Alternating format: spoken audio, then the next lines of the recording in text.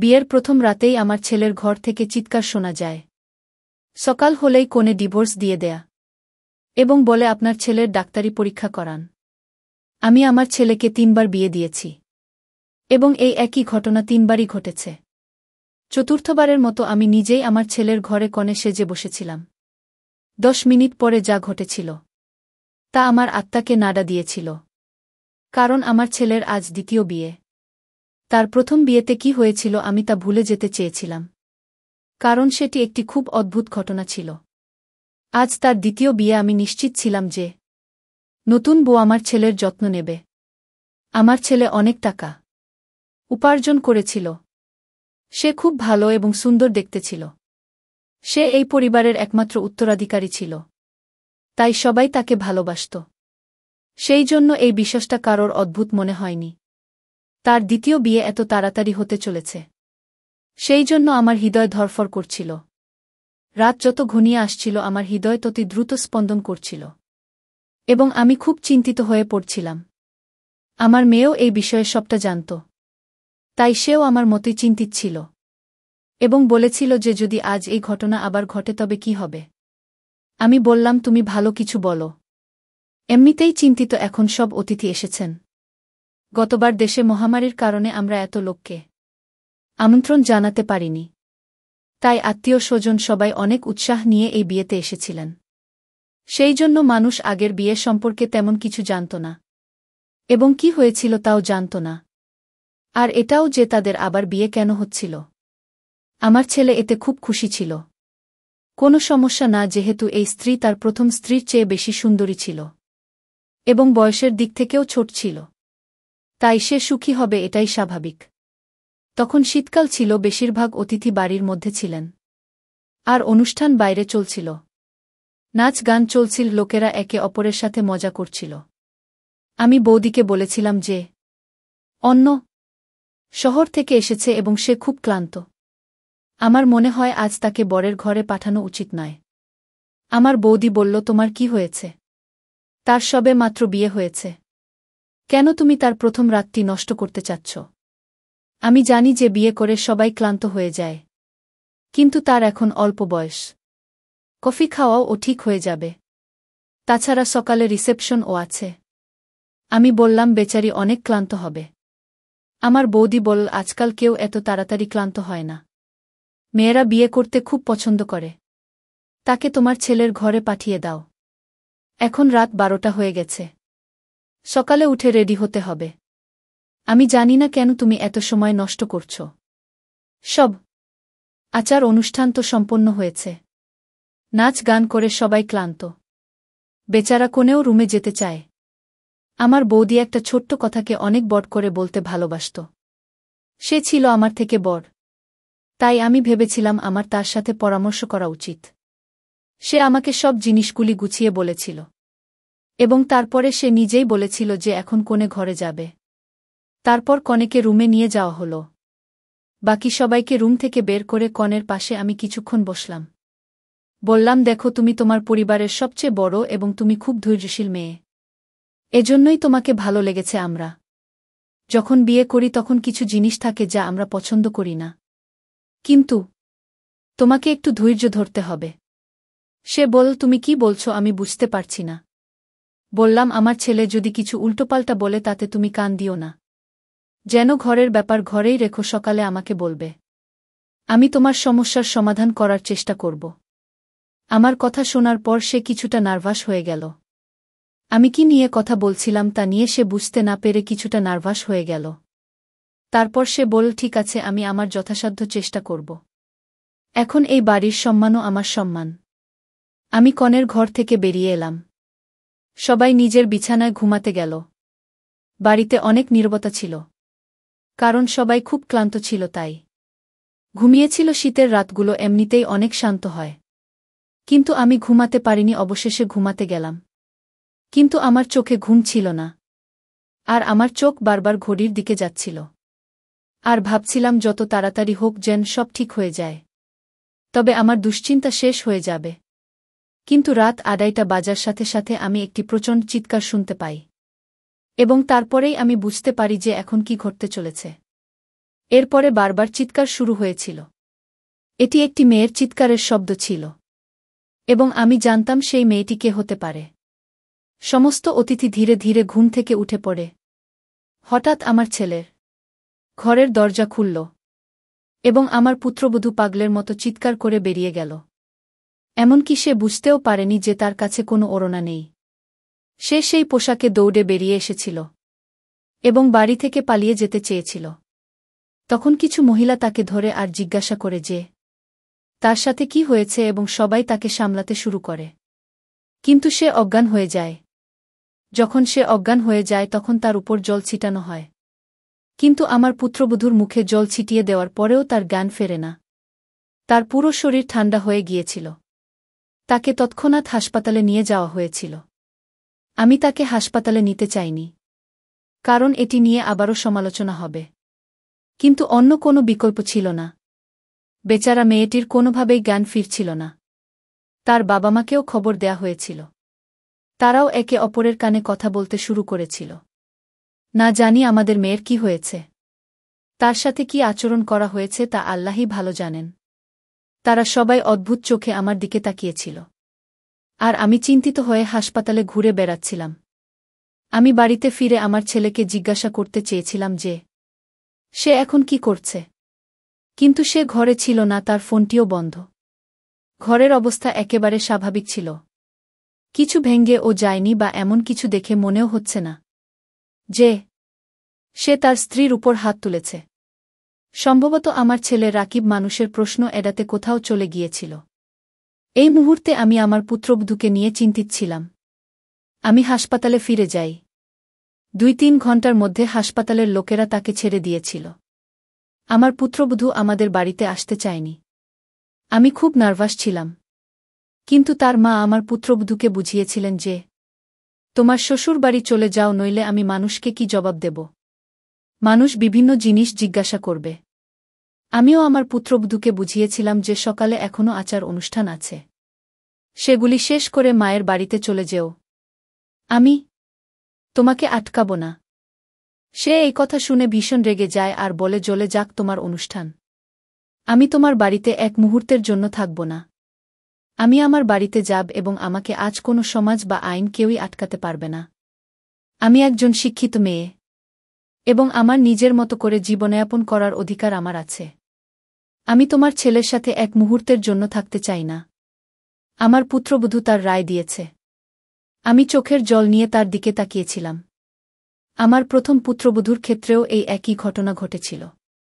সে ছিল আমার খুব প্রিয়। সে আমার মেয়ের বন্ধু ছিল এবং আমার মেয়ে তাকে খুব পছন্দ করত। সে আনন্দের সাথে তাকে বাড়িতে নিয়ে আসত। সে একজন ধনী পিতার কন্যা ছিল। সে খুব সুন্দর মেয়ে ছিল। আমিও তার বাড়িতে আসাটা পছন্দ করলাম। কিছুদিনের মধ্যেই আমার মনে হয়েছিল যে সে রাকিবকে পছন্দ করতে শুরু করেছে এবং সেই কারণেই আমি সম্পর্কটি পাঠিয়েছি। কিন্তু বিয়ের পরে তার সাথেও একই ঘটনা ঘটেছিল। বিয়ের প্রথম রাতে সে চিৎকার করে ঘর থেকে বেরিয়ে যায় এবং তারপরে আমার ছেলের মুখও দেখতে অস্বীকার করেন। সবাই তাকে অনেক কিছু বুঝিয়েছে, তোমার জীবন নিয়ে ভাবো। কিন্তু সে বলে আমার জীবন নষ্ট হয়ে গেছে। এখন এখানে তোমার ছেলের সাথে আমি থাকব না। আমার ছেলেও ফোনের কোনো উত্তর দিচ্ছিল না। আমি জানি না সে কোথায় গিয়েছিল। মেয়েটির বাবা বারবার বলছিলেন যে আপনার ছেলেকে ফোন করুন। আমাদের তাকে জিজ্ঞাসা করা উচিত যে সে আমাদের মেয়ের সাথে কি করেছে। তারপর যখন রাকিব বাড়িতে এসেছিল, সবাই তাকে অনেক প্রশ্ন করছিল, কিন্তু সে একদম চুপ ছিল, কিছু বলছিল না। মেয়েটির বাবা মা মেয়েকে সঙ্গে নিয়ে চলে গিয়েছিলেন এবং সেখানে প্রচুর নাটক হয়েছিল। অতিথির সামনে আমাদের মানসম্মান নষ্ট করার জন্য ফাঁক রাখেনি মেয়ের বাবা মা। কিন্তু রাকিব মুখ থেকে একটা কথাও বলছিল না। রাকিবের বাবা ইতিমধ্যে এই পৃথিবী ছেড়ে চলে গেছেন। আমাকে একাই সমস্ত অপমান সহ্য করতে হয়েছিল। বাড়িতে জড়ো হওয়ার লোকেরাও আমাদের অনেক কিছু বলেছিল। মেয়েটির মাকে তো নিয়ন্ত্রণ করতেই পারছিলাম না। সে বলছিল আমার মেয়ের জীবন তো ধ্বংস হয়ে গেছে। আমার মনে হলো আজ যদি মিলন মানে রাকিবের বাবা বেঁচে থাকতেন, তাহলে এত তাড়াতাড়ি আমি সাহস হারাতাম না। রাকিব পরিবারের বড় ছেলে ছিল। আমার রাকিবের চেয়ে ছোট একটি মেয়ে ছিল, যে কলেজে পড়ত। সবাই নিজেদের মধ্যে ফিসফিস করছিল। এটা নিয়ে নানা ধরনের গল্প তৈরি হচ্ছিল। কেউ বলছিল জানি না, হয়তো রাকিব পাগল নাকি। আবার কেউ বলছিল যে হয়তো রাকিব মানসিক রোগী। আবার কেউ বলছিল যে না জানি সে নববধূর সাথে কি করেছে, যে কারণে সে এত বেশি ভয় পেয়েছিল। কিন্তু আমার কাছে এইসবের কোনো উত্তর ছিল না। তবে এটা ঠিক যে যখন মানুষ আসল ঘটনাটা জানতে না পারে, তখন তারা তাদের নিজস্ব গল্প তৈরি করে, এবং তাদের নিজের গল্প ওগুলি আসল সত্যের চেয়ে বেশি বিপজ্জনক। কিন্তু সমস্যাটা ছিল যা তা আমি জানতাম না। কেন আমার পুত্রবধূরা রাতে চিৎকার করে আর আমার ছেলের ঘর থেকে পালিয়ে যেত? সেই মেয়েটিও আমাকে কিছু বলেনি। আমি নিজের মনে ভাবলাম হয়তো সে তার বাবা-মাকে কিছু বলেছে। আমি সত্যটা জানার জন্য তাদের বাড়িতে ফোন করেছিলাম, যদিও তারা আমাদের সাথে সম্পর্ক শেষ করে দিয়েছিল। কিন্তু একজন মানুষ হিসেবে আমি তার খোঁজ নেয়ার জন্য ফোন করেছিলাম। মেয়েটির মা ফোনটি তুলেছিলেন। আমি জিজ্ঞেস করেছিলাম এখন তাদের মেয়ে কেমন আছে। আমার কণ্ঠস্বর শুনে তিনি রেগে গিয়েছিলেন। তিনি বলেন আমার মেয়ে এখনও সুস্থ হয়নি। আর আমার প্রথম পুত্রবধূর ক্ষেত্রেও একই ঘটনা ঘটেছিল। আমার মেয়ে আমাকে বলেছিল যে সে কমপক্ষে ৬-৭ মাস ধরে অসুস্থ ছিল। কিন্তু আমার ছেলের সমস্যাটা কি ছিল আমি তো কিছুই বুঝতে পারিনি। যে কি অভাব ছিল যার জন্য তার স্ত্রীরা ভয়ে পালিয়ে যেত। রাকিব খুব সাধারণ ছিল। শৈশব থেকেই সে কম কথা বলত। কিন্তু তার মধ্যে এমন কোনো আচরণ ছিল না যা এখন অস্বাভাবিক হতে পারে। রাকিব আমার প্রথম সন্তান ছিল। আমরা তাকে অনেক ভালোবাসা দিয়ে বড় করেছিলাম। কিন্তু আমাদের এত ভালোবাসা দেওয়ার পরও সে নষ্ট হয়নি। হ্যাঁ, তার সৌন্দর্য নিয়ে গর্বিত ছিল সে। বলত যে সবাই আমার সৌন্দর্য আর স্মার্টনেসের সামনে বাকিরা কিছুই না। সে ভালো ব্র্যান্ডের জিনিস পরতে খুব পছন্দ করত। পড়াশোনাতেও ভালো ছিল।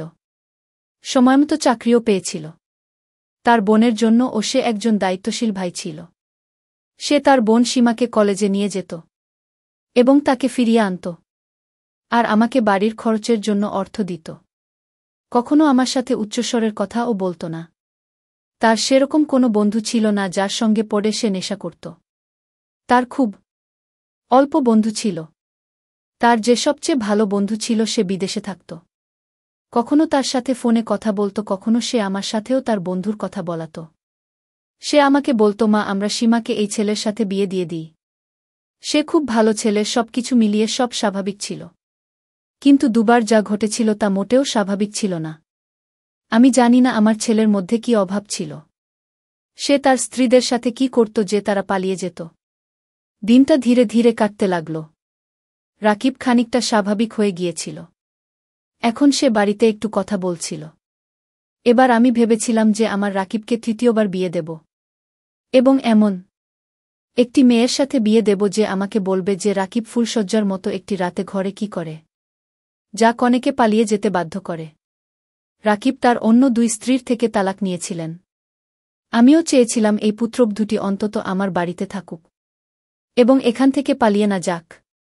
আমি কারো জীবন নষ্ট করতে চাইনি, কারণ আমিও একটি মেয়ের মা ছিলাম।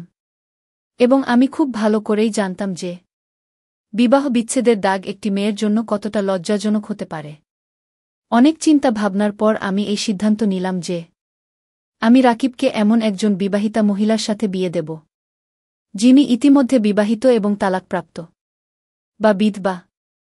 শীঘ্রই আমি এমন একটি মেয়েকে খুঁজে পেলাম। মেয়েরাও বিয়ে করার জন্য তাড়াহুড়ো করছিল, তাই তারাও খুব বেশি খোঁজখবর নেয়নি। মেয়েটি অল্প বয়সী ছিল কিন্তু খুব সুন্দর ছিল না। ঠিকঠাক রোগা পাতলা চেহারা ও স্বাভাবিকের চেয়ে একটু ছোট নাক ছিল। আমি মেয়েটির পরিবারকে বলেছিলাম যে আমার ছেলের আগেও বিয়ে হয়েছে এবং আমার ছেলের সেই স্ত্রী কিছু সময়ের জন্য ছিল এবং তারপরে সে চলে যায়। মেয়েটি যখন বিয়েতে রাজি হয় তখন আমি রাকিবকে মেয়েটির ছবি দেখালাম। তখন সে তাকে বিয়ে করতে চায়নি। সে এত সাধারণ মেয়েকে বিয়ে করতে চায়নি। রাকিবের কথা শুনে আমি তাকে বকা দিয়ে বললাম, চুপ করো, দিন দিন তুমি যেরকম কাজ করছ এই কাজগুলোর কারণে তোমার কখনোই বিয়ে করা উচিত নয়। কিন্তু আমি কতক্ষণ বসে তোমার যত্ন নেব? চলে যাওয়ার পরে এমন কেউ তো থাকবে যার সাথে তুমি তোমার জীবন কাটাতে পারবে। এইসব কথা বলার সময় আমার চোখে অশ্রু চলে আসে। রাকিব আমার চোখের জল দেখে চুপ করে গেল। এবং সে বিয়েতে রাজি হল। আর উঠে রুমে গেল। কোথাও না কোথাও রাকিবের মনে কিছু ছিল, যা সে আমার কাছ থেকে লুকাচ্ছিল। কিন্তু এবার আমিও সিদ্ধান্ত নিয়েছিলাম যে আমি সত্যটা জানব। আগেই ভেবেছিলাম যে এবার মেয়েটিকে আমি ভরসা করব। কিন্তু তাকে বলবো না যে আমার ছেলের আগের স্ত্রীরা ভয়ে পালিয়ে গেছে। আমি তাকে ভালোবাসার সাথে বুঝিয়েছিলাম যে কোনো সমস্যা হলে আমাকে বলতে, আমি সেই সমস্যার সমাধান করব। আমায় এবার বিয়ের পরিকল্পনা ছিল খুব সহজভাবে করতে হবে। এবং তারপর আমি খুব সহজভাবে বিয়ে দিয়েছিলাম। মেয়েটির নাম ছিল লিমা। মেয়েটি খুব মিষ্টি। আমার মেয়েও বলেছিল যে ভাইকে ভাইয়ের মতো ছেড়ে দিতে। কিন্তু আমি তাকে বলেছিলাম যে তোমার ভাইয়ের সাথে যদি কিছু সমস্যা হয়, তবে তার সমাধান করা আমাদের কর্তব্য। এবার আমি খুব বেশি অতিথিকে আমন্ত্রণ জানাইনি। বাড়িতে মাত্র কয়েকজন অতিথি ছিলেন। যারা এসেছিলেন তারা আমার আত্মীয় ছিলেন না। তবে আমার কিছু বন্ধু ছিল যারা আমাকে চিনত। আমি তাদের এবং তাদের পরিবারকে বলেছিলাম। আমি লিমাকে রাকিবের ঘরে নিয়ে গেলাম। তাকে বিছানায় বসিয়ে দেওয়ার সময় আমি লিমার হাত আমার হাতে নিয়ে হালকাভাবে চেপে ধরলাম এবং বললাম, লিমা, আমি তোমার সাথে খুব গুরুত্বপূর্ণ কথা বলতে চাই। আমার কথা খুব মনোযোগ সহকারে শোনো। লিমা অবাক হয়ে আমার দিকে তাকালো আর ভাবল যে এখন কি গুরুত্বপূর্ণ কাজ করতে হবে। আমি লিমাকে বুঝিয়ে বললাম যে রাকিব এই বিয়ে করতে রাজি ছিল না। খুব কষ্ট করে আমি তাকে বিয়ের জন্য রাজি করেছি। হয়তো রাকিব এসে তোমাকে ভয় দেখানোর চেষ্টা করবে, যাতে তুমি তার কাছ থেকে পালাতে পারো। কিন্তু তুমি ভয় পাবে না। যাই হোক না কেন আমাকে সবকিছু বলবে। তুমি তার ভয় দেখানো বা কথাতে পাত্তা দেবে না। লিমা আমার কথা শুনে মাথা নাড়াল। আমি এতে সন্তুষ্ট হয়ে লিমাকে বিশ্রাম নিতে বলে বেরিয়ে এলাম। আমি আমার রুমে যাইনি। সীমা সোফায় শুয়েছিল। আমি সীমাকে তার রুমে পাঠিয়ে দিলাম। বললাম যে তুমি ঘুমাতে যাও, অনেক রাত হয়ে গেছে। সীমা রুমে যাচ্ছিল এবং সে বলেছিল যে মা, তুমি যা কিছু করছো সব ভুল। তুমিও একদিন বুঝতে পারবে প্রতিটি সমস্যার সমাধান শুধু বিয়ে নয়। তুমি কোনো মেয়ের জীবন নষ্ট করতে পারো না। সীমা চলে গেলে আমি সোফায় শুয়েছিলাম। আমি মনে মানে আল্লাহকে স্মরণ করছিলাম এবং প্রার্থনা করছি যে হে আল্লাহ, এই রাতটি ভালোভাবে কেটে যাক। এমন নীরবতা ছিল যেন মনে হচ্ছিল এটা কোনো ঝড় আসার আগের মুহূর্তের নীরবতা। ঘড়ির টিকিটাও আমার মাথায় হাতুড়ির মতো লাগছিল। আমি আল্লাহকে ডাকছিলাম। তারপর আমি যা ভয় পেয়েছিলাম সেটাই ঘটল। লিমা চিৎকার করে বেরিয়ে এসেছিল এবং পাগলের মতো বাড়ি থেকে পালিয়ে যেতে চেয়েছিল। আমি তাকে কিছুটা শান্ত করেছিলাম, কারণ সে কিছু বলার মতো অবস্থায় ছিল না। একটু শান্ত হলে সে ঘৃণা ভরে বলল যে আগে তোমার ছেলের মেডিকেল পরীক্ষা করা উচিত ছিল। তুমি যদি এটা করতে, তাহলে তোমাকে আর আমাকে এই দিনটা দেখতে হতো না। লিমা খুব বুদ্ধিমান ছিল, তার আর কোনো উপায় ছিল না। সে যেকোনো মূল্যে বিয়ে করার কথা ভেবেছিল। কিন্তু লিমা ও এই সম্পর্ক বজায় রাখতে পারেননি এবং সে রাকিবকে ছেড়ে চলে যায়। পরের দিন লিমার বাড়ি থেকে ফোন আসে ছেলে যাতে আমাদের মেয়েকে ডিভোর্স দিয়ে দেয়া, অন্যথায় আমরা আদালত থেকেও এই কাজটি করতে পারি। আমি হতবাক অবস্থায় ফোন ধরে সোফায় বসেছিলাম, কারণ এখন কোনো অবস্থাতেই কেউ রাকিবকে গ্রহণ করতে রাজি ছিল না। আমি আগে যে পুত্রবধূদের নিয়ে এসেছিলাম সে ধনী পরিবারের ছিল এবং সুশিক্ষিত ছিল, কিন্তু লিমা একজন বিধবা আর সে দরিদ্র পরিবারের ছিল এবং খুব সুন্দর ছিল না। আমি আগেই লিমাকে সবকিছু বুঝিয়ে দিয়েছিলাম। এ কারণেই ব্যাপারটা এত খারাপ হয়ে গেল। আমি বুঝতে পারছিলাম না যে আমার ছেলের মধ্যে কি অভাব ছিল। যে গহনা আমরা কনেকে দিতাম, কনের পরিবার বিয়ের দ্বিতীয় দিনে তা ফিরিয়ে দিত। আমি যৌতুক ও নিতাম না, তারপর ও কি এমন হতো যে এত সুন্দর শিক্ষিত ও ধনী ছেলেকে রেখেও মেয়েরা পালিয়ে যেত? ব্যাপারটা কি আর তা কিভাবে জানা যায় ভেবে ভেবে আমি পাগল হয়ে যাচ্ছিলাম। রাকিব ও মুখ দিয়ে কিছু বলতে রাজি ছিল না। আমি যখনই এটা নিয়ে কথা বলার চেষ্টা করতাম সে উঠে বাইরে যেত। সে আমাকে কথা বলার সুযোগ দিত না। কিন্তু এখন আমি রাকিবের উপর সবসময় নজর রাখতে শুরু করি। তার প্রতিটি পদক্ষেপের দিকে মনোযোগ দেই, যাতে কিছু তো আমি সূত্র পেতে পারি এবং সত্য কি সে সম্পর্কে জানতে পারি। কিন্তু তার অঙ্গভঙ্গি থেকে কখনোই মনে হয়নি যে তার মধ্যে অস্বাভাবিক কিছু আছে। সে অন্যান্য সব ছেলেদের মতো সাধারণ ছেলের মতোই ছিল। আমি কোনো রাস্তা দেখতে পাচ্ছিলাম না।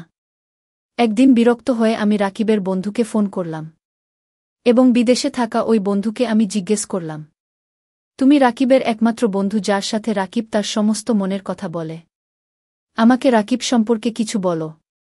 সে নিশ্চয়ই তোমাকে তার জীবন সম্পর্কে কিছু বলেছে। কিন্তু আমি তো এটা শুনে অবাক হলাম যে সে তার বন্ধুকে নিজের সম্পর্কে কিছু বলেনি।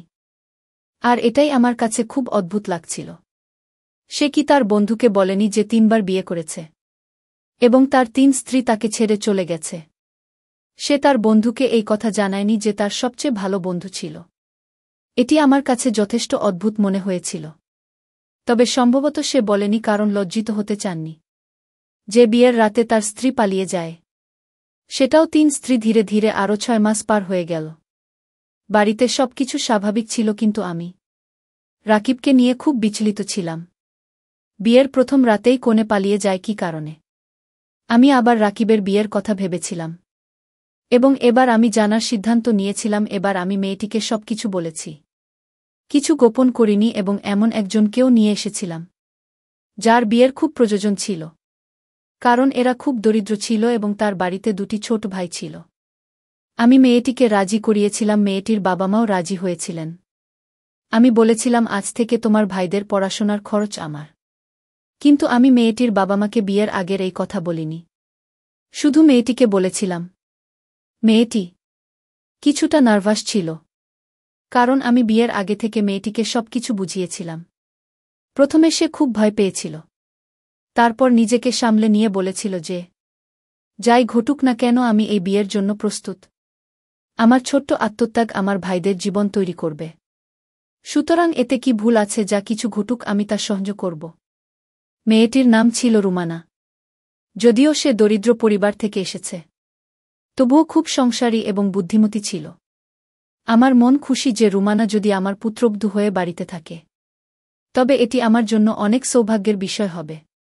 সংসারী হওয়ার পাশাপাশি রুমানা খুব সুন্দরও ছিল।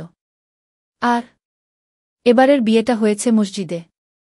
সবকিছু ঠিকঠাক ছিল। আশ্চর্যজনকভাবে সেই রাত কেটে যায় এবং সকাল হয়ে যায়।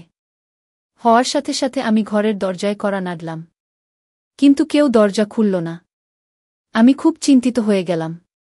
কেউ দরজা খুলছিল না। কিছুক্ষণ পরে আমি ঘরের দ্বিতীয় চাবি নিয়ে এলাম এবং আমি নিজেই দরজা খুললাম। রাকিবকে রুমে কোথাও দেখা যায়নি। সম্ভবত সে বাথরুমে ছিল, কিন্তু আমার পুত্রবধূ মাটিতে অজ্ঞান হয়ে পড়েছিল। আমি দ্রুত ডাক্তারকে ডাকলাম। তারপর জ্ঞান ফিরে আসার সঙ্গে সঙ্গে সে বাইরে ছুটে যায় আর বলে, আমি এখানে থাকতে চাই না, আমি আমার বাবা মায়ের বাড়িতে যেতে চাই। আমি রুমানার হাত ধরলাম এবং বললাম, তুমি এমনটা করতে পারো না। আমি তো তোমাকে পুরো সত্য বলেছি এবং তুমি সব শুনেই রাজি হয়েছ। তাহলে তুমি এখন কেন এটা করছ? কিন্তু রুমানা আমার কোনো কথা শুনতে রাজি ছিল না। কাঁদতে কাঁদতে সে বলল, আন্টি দয়া করে আমাকে ক্ষমা করে দাও। আমি বাধ্য এখানে থাকতে পারব না। চিন্তা করো, আমি আমার বাবা মাকে কিচ্ছু বলবো না।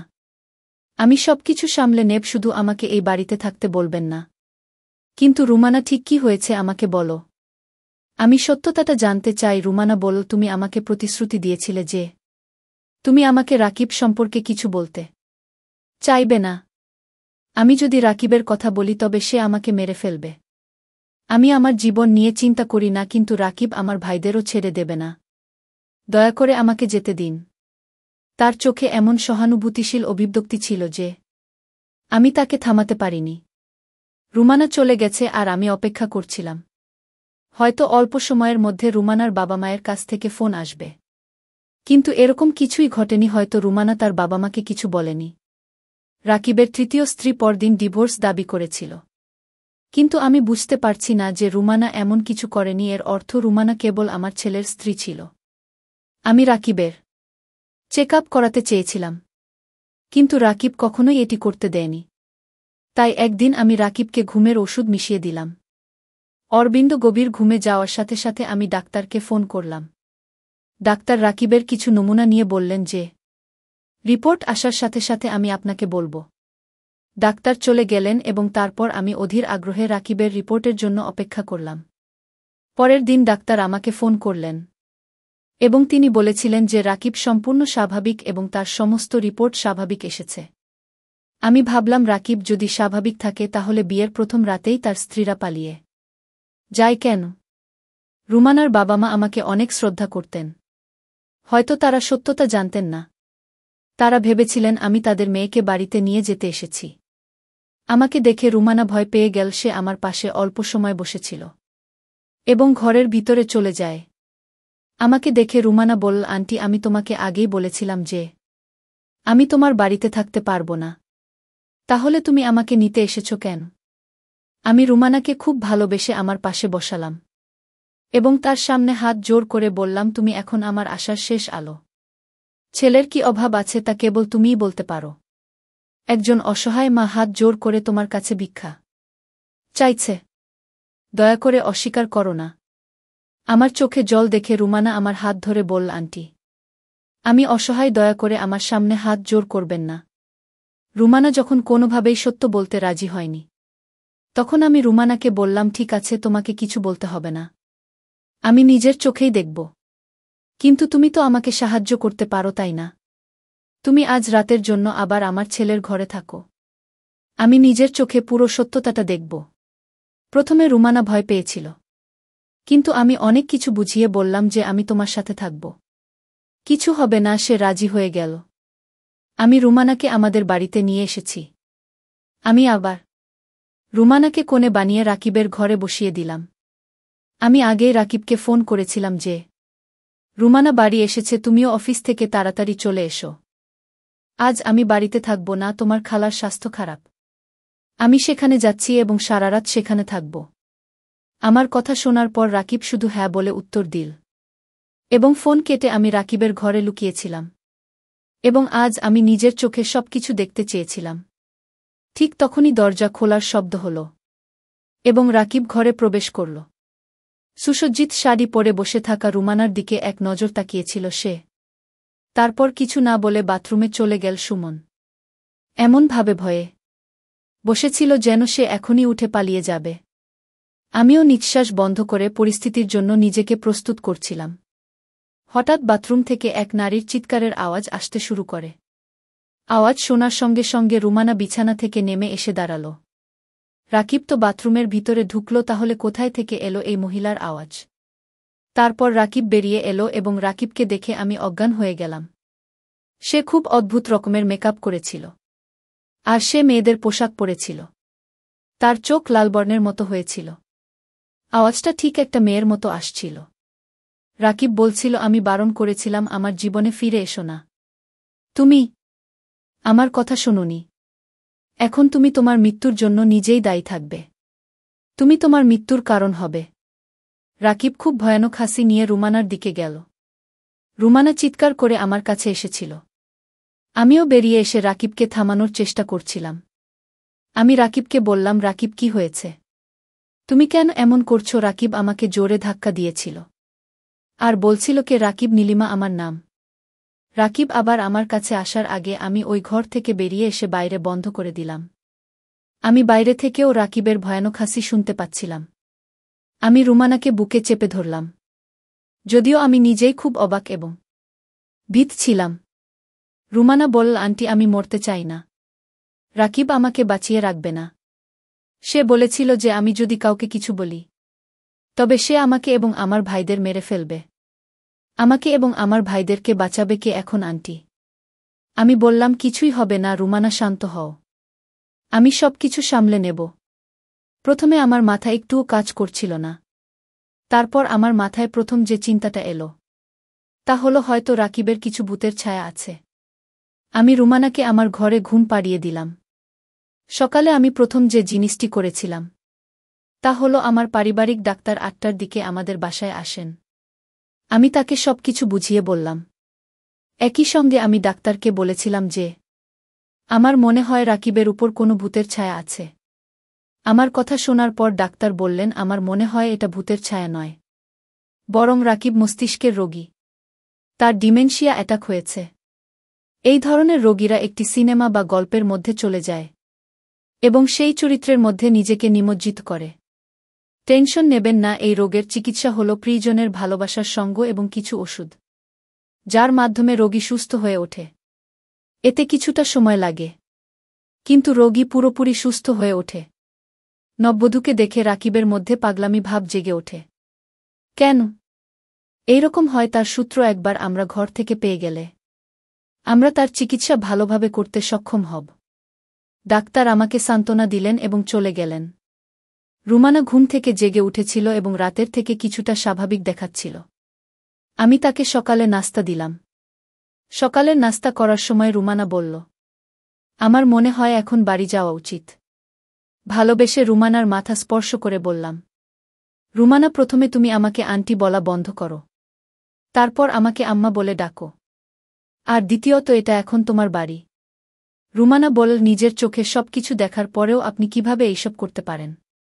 রুমানা অবাক হয়ে জিজ্ঞেস করল, আমি তোমাকে বলেছি যে সবে মাত্র ডাক্তারের সাথে কথা বলেছি। রাকিব একদম ঠিক হয়ে যাবে, শুধু তার একটু ভালোবাসা এবং একটু যত্ন দরকার, যা আমরা দুজনে মিলে তাকে দেব। বিশ্বাস করো মা, রাকিব খুব ভালো ছেলে, সে তোমাকে খুব ভালোবেসে রাখবে। আমি রুমানাকে খুব ভালোবেসে বললাম, রুমানা, এখন একবার আমাকে আম্মা বলে ডাকো। আর রুমানা হেসে আমাকে আম্মা বলে ডাকল, যা শুনে আমার হৃদয়ে শীতলতা এসেছিল।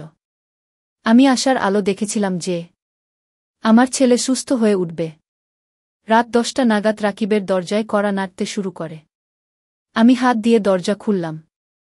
আমি রুমানাকে আমার রুমে পাঠিয়েছিলাম।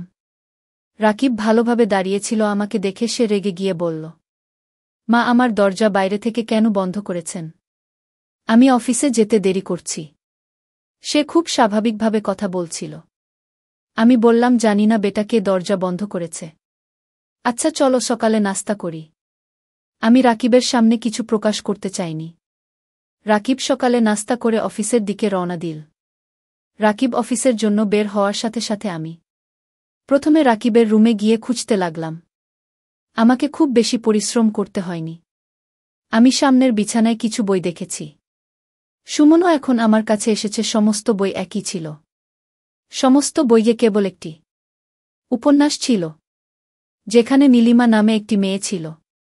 বিয়ের রাতে তার স্বামী তাকে ধাক্কা দিয়ে ঘর থেকে বের করে দেয় এবং পরের দিন আরেকজন নববধূকে নিয়ে আসে। নীলিমা ধীরে ধীরে মস্তিষ্কের রোগী হয়ে উঠেছিলেন।